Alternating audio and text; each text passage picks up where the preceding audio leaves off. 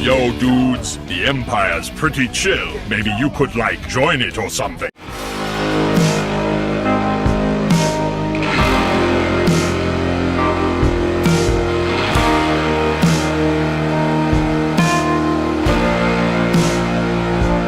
Hey everyone, Lucamus Prime here. So, it is time for this week's merchandise showcase. So, in terms of what happened last week then, so last Saturday, I was able to build the Lego Tails is Tornado and Workshop set from Sonic the Hedgehog. Definitely a really awesome set. I definitely really enjoyed building that.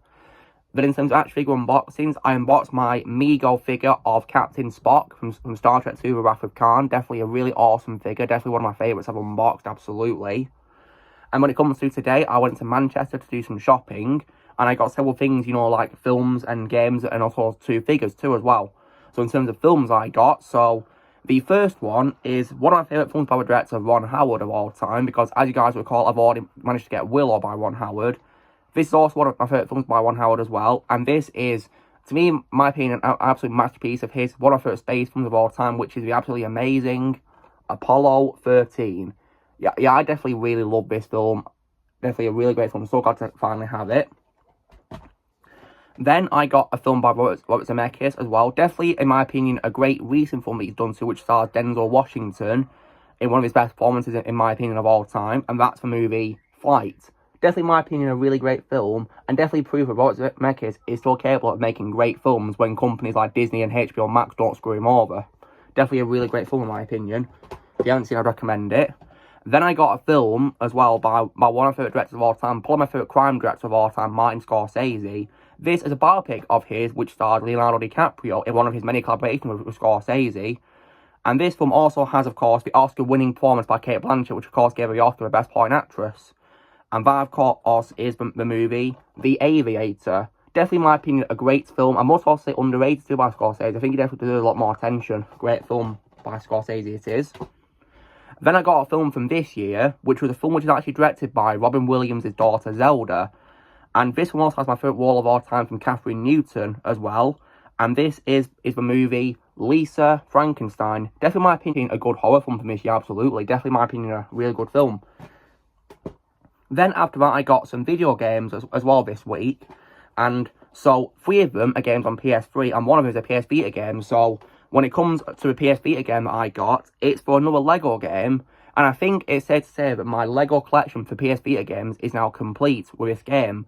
Because this is actually one of the last Lego games we did for Vita, released in 2016. And this is also, as well, a game which I think does a great job being similar to, of course, its console version. Because, just like its console version, it has a very similar open world of New York.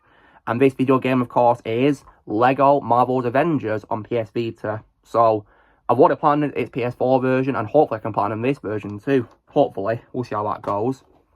When it comes to PS3 games, one of them that I got is a game I've already played before on an Xbox One, its remaster. I thought I'd try its 7th generation version just to compare it to its remaster, and that is Saints Row 3rd. Now, I will say it is my least favourite out of the main franchise when it comes to the old games, but in my opinion, though, it is definitely much better than the 2022 reboot trash. I'll say that.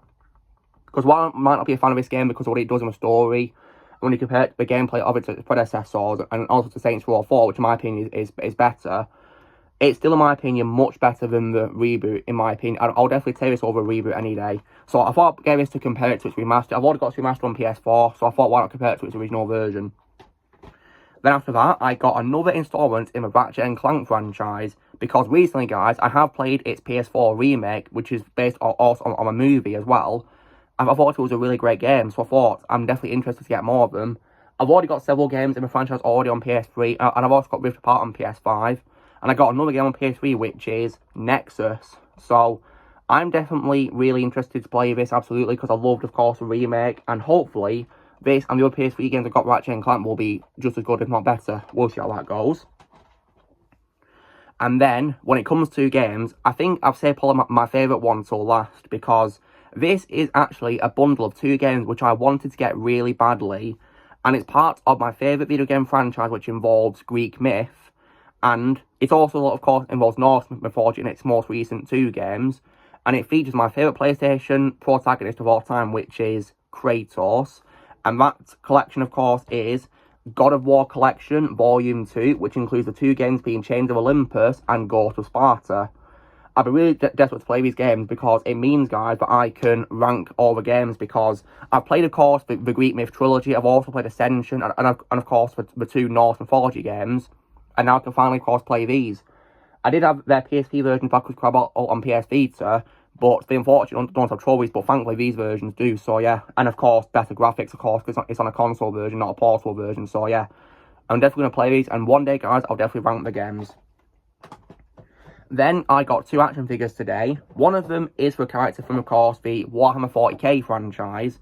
And that, of course, is the character being the Chaos Space Marine Word Bearer. And this design definitely looks really awesome. Like, look at that. That's just brilliant.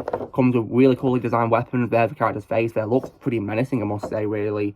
Maybe it's an antagonist character or something, possibly. I'm not sure, really. But it does look really awesome, in my opinion, design-wise. That's just brilliant. Well designed.